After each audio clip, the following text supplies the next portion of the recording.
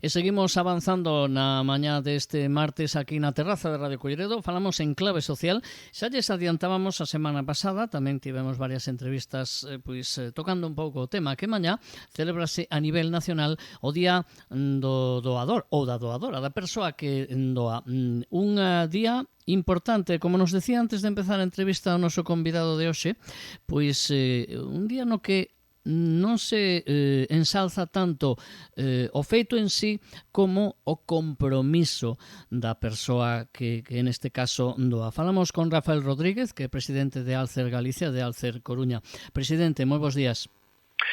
Bos días, mellor que presidente, Rafa, gústame máis. Bueno, presidente Rafa soa como moi protocolario. Bueno, non deixa de ser certo, non? Que é o presidente. Sí, certo. O que pasa que pola ideoloxía do que estás falando, que xa nos coñecemos, e de Alcer, non? O cargo é o de menos e o importante é a acción que realiza cada persoa. Por iso a broma que nos podemos permitir depois de traballar xuntos moitos anos. Ademais, aquí neste caso, os presidentes, por exemplo, en Alcer, é o que máis dá a cara, que a dan todos, porque a dá todo o equipo, pero o que máis fala, lóxicamente, é o que acaba representando, e aí sí que se podía resumir a labor dun presidente, neste caso de Alcer, non? Posiblemente sí, diría que sí, por un motivo, non? Que iramos ou non, eres o máis coñecido, por así dicir, porque levas moitos anos. Ao mesmo tempo, polo perfil persoal, non teño problema, non é que non teña problema, é que a comunicación é imprescindible para facer chegar un tema tan delicado como este, non? Entón, é algo que asumes, que a vida che vai levando, non de maneira voluntaria, e si de maneira voluntaria estar en Alcer, pero non este papel, non? A min, o que me gusta é o traballo. Se me das a elegir entre reunirme co presidente da Xunta de Galicia e reunirme con unha persona que este na procura dun trasplante, sen dúbida a segunda. Se me dis de estar falando como é hoxe no CHUAC, nunha mesa informativa que o fago, non? E me dis ir visitar unha clínica de hemodiálise, sin duda lo vou a clínica de hemodiálise. Cada un se pode elige aquilo que máis satisfaccións lle dá, dende un punto de vista de satisfaccións persoais, e eu dende hai anos sei o que máis me reconforta, non? O que pasa que a vida che dá estas cousas, e encantado de estar falando contigo, Fran. E ademais, neste caso, Rafa ten unha especial capacidade para comunicar, e é importante en efemérides como a de mañá, porque, como me decía ele ao principio, que o que se trata é mañá sobre todo de lembrar a esa persoa que doa e a súa familia, porque aí tamén está aquí do cuestión. Non só que doa, senón que logo a familia faga un esforzo importante, non? De aceptar esa vontade. Sí, tal cual. Lembremos que, a pesar da lei de 1979, onde di que todas as persoas nacidas en España e que teñen a nacionalidade española son donantes por lei, sempre se respeta a vontade da familia. Podemos entendelo moito máis en Galicia. O culto ao corpo que temos é algo moi noso, non? Entón, imaginemos que dicimos que non a doazón, que os servicios policiais ou xurídicos teñen que coller ao corpo, separalo da familia. Eso sería totalmente negativo para algo tan solidario como é a familia. Como é a doazón. Entón, campañas de difusión, como a que estamos facendo agora, como as que facemos en Galicia mañá, por moitos puntos, por desgracia casi sempre nas grandes cidades, debido a que o voluntariado, como xa me escoita sempre, complicadísimo de ter.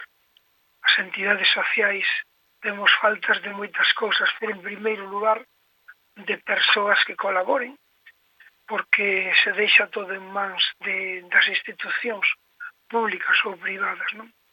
Entón, pois sí, é o respeto á familia en primeiro lugar, e o gallá, e me ves un tono baixo cando falo disto, non? Porque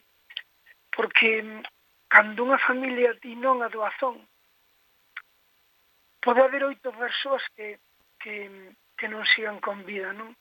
Se pensamos que en Galicia 32 familias dixeron non, con todo o meu respeto, e multiplicamos por 8, estamos falando de máis de 200 personas que se morreron. E isto se di moi pronto cando esa persoa que morre é un familiar teu. E desculpo o tono, pero que me baixa a moral cando escoito isto, cando digo isto, porque non o damos cambiado, Fran, non? E antes falabas dese culto ao corpo e dese carácter. Eu non sei se será só os galegos, supoño que tamén pasan outras partes de España, pero esa especie de medo atávico que temos aínda a falar destes temas e mesmo a pensar neles, a tomar unha decisión, porque é unha decisión que se ten que tomar en algún momento. A persoa que acaba doando dá un paso importante.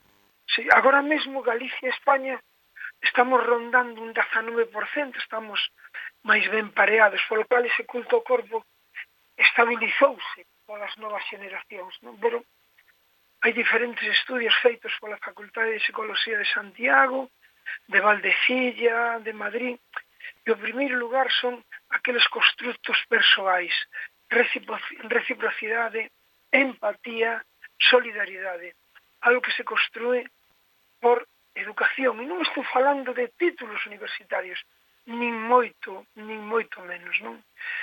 Por suposto, presenza nos medios de comunicación, nas redes sociales, nos centros sociais, como nas asociacións veciñais, deportivas, por suposto, centros educativos, non? Lembremos que a doazón e trasplante están no currículum escolar de primaria e de secundaria dende hai moitos anos. E esa barreira, ese muro das lamentacións de rondando o 20%, é dicir, un de cada 5, non o damos baixado. En España, 542 familias o ano pasado, se multiplicamos por 8, son máis de 4.000 personas que podían seguir con vida. É pandémico, casi 4.000 personas son moitas persoas, non? É pandémico casi, non? Entón, non é un tono de pesimismo, pero un tono de non o damos superado, non? E como superalo? Que sería a tua seguinte pregunta. Sí, estaba pensando en facela, pero quizás eu diría, como superarlo primeiro na propia familia, ou mellor, falando a persoa que toma a decisión, explicándoa ben para que a teñan clara, non? Claro, e como falamos? Mira, seguramente se cando chegues a casa, estando coa tua familia, coa tua parella, digas, estiven con Rafa, que sempre é moi optimista, e hoxe cando falou deste tema non o vía optimista, non vía como baixo. E por qué? Entón sale o tema. Imagínate que en vez de facer eu, Alfredo, eu, Nuria, moita xente, Miguel, María, moita xente que estamos facendo entrevistas estes días, que en vez de facer 10 entrevistas na radio, fixéramos 40. E en vez de facer 16 centros educativos, fixéramos 70 centros educativos. Sen dúbida, que en 5 anos, esa barreira do casi 20% ia baixar. Seguro, segurísimo.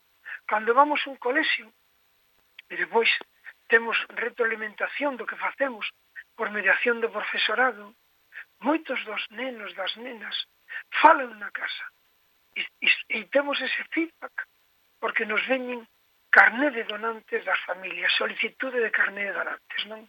Entón, falar do tema, difundir o tema, correlaciona positivamente. Eso significa máis presencia na sociedade, menos negativas, máis doantes, máis trasplantes, máis persoas que siguen con vida. Que soa moi forte, pero é a realidad. Hai xente que se morre na procura dun trasplante de órgano. Esa é a realidade.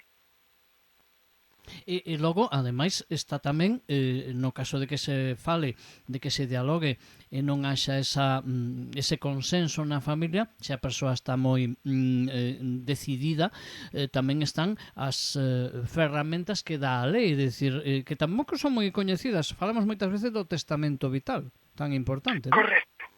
Sí, sí, como moi ben acabas de dicir, o incremento de doantes e trasplantes en Galicia e en España, en grande parte, ademais de por outras múltiples cousas como é a doazón na sistolia, é debido ao testamento vital e, en concreto, ademais do testamento vital, ás persoas que se deciden por unha eutanasia que, en grande parte, fan doazón dos seus órganos. É dicir, unha persoa que decide voluntariamente morrer debido a unha causa totalmente legalizada pola xustiza e pola psicoloxía, decide dar vida. Hai maior acto de altruismo e, por suposto, totalmente de balde debido á nosa sanidade pública que temos que reivindicar, porque parece que é un dereito vido caído dos ceos, e non. Sanidade pública debido a todo o traballo que se realiza para que a sanidade sexa un dereito. Non sei, entón, bueno, non sei se me estou enrollando, Fran, moito hoxe. Non, pero creo que estamos indo digamos, o meollo explicando ben, porque no caso do último tema que falábamos, do testamento vital, ao mellor o que pasa, igual que pasa coa doazón en xeral, hai que falar máis del. É que non hai outra. É que non hai outra, Digo para normalizar, Rafa. É que non hai outra, Fran. É que a única maneira de entre aspas, convencer unha persona, convencer, non sei se a palabra é Fran, de que unha persona sexa proactiva hacia algo é por mediación da educación, da pedagogía, da fala, do diálogo, como se fixo sempre, non con unha legislación impositiva, que non hai, por suposto, non? Falar como se fixo, eu reivindico, mira, este ano volvemos tomar as rúas, é dicir, volvemos estar na rúa, nos concellos, nos centros comerciais, nos centros de saúde, que é onde temos que estar, falando coa xente, sin atropelar a xente, sin decir, vostede veña, non, que se queira dirixir á mesa, unha mesa moi humanizada, pois se dirixirá e lle falaremos con total cariño, non? A única maneira é falar o diálogo, o social, a reivindicación do social. Unha reivindicación que é necesaria, que é urxente, e esa sensibilización, ese falar dos temas que ao final son importantes como este, pois é imprescindible para avanzar. Dicíamos que na comarca tendes preparado entón pois esa abordaxe xentil, por decirlo así, sin intimidar, non, a xente, para falar con naturalidade de todo isto. Supoño que mañá será un día de moito traballo, de moita presenza nas rúas. Sí, mañá é hoxe, porque, claro, é imposible realizar todas as actividades no mesmo día, non? Entón temos que ir, lembremos que as entidades Alcer son provinciais, non? Non pode haber un Alcer Culleredo ou un Alcer Ferrol, é un Alcer Coruña, Lugo, Ourense e Pontevedra. Entón, volvemos outra vez ao meu mantra, non? Temos moi pouco voluntariado. Temos equipo técnico, profesionais do traballo social, da nutrición, da terapia ocupacional, da sexoloxía, da psicoloxía, da pedagogía, da administración. Pero nos faltan mans, faltan persoas con enfermedade renal ou non que traballen por este tema, como por outros, como pola hemofilia, para combatir o cancro, a hemofilia, como para calquera outra cousa, non? Entón, no Concello de Narón, o que sería a Delegación de Ferrolterra, temos mesas informativas en Narón, mañá, na Praza da Gándara, e o día 5 no campus universitario en Coruña, agora mesmo ás 12:30, e agora mesmo vai haber un relatorio informativo a prol da doazón de órganos no Chuac, unha mesa informativa no Obelisco, o día 5 outra mesa informativa no Centro Universitario de Riazor, bueno, diferentes actividades en Coruña, Santiago e Ferrol, como ves, como decía, nas grandes cidades. Por que non en Laraxe? Pois porque non temos a ninguén en Laraxe. Por que non en As Fontes?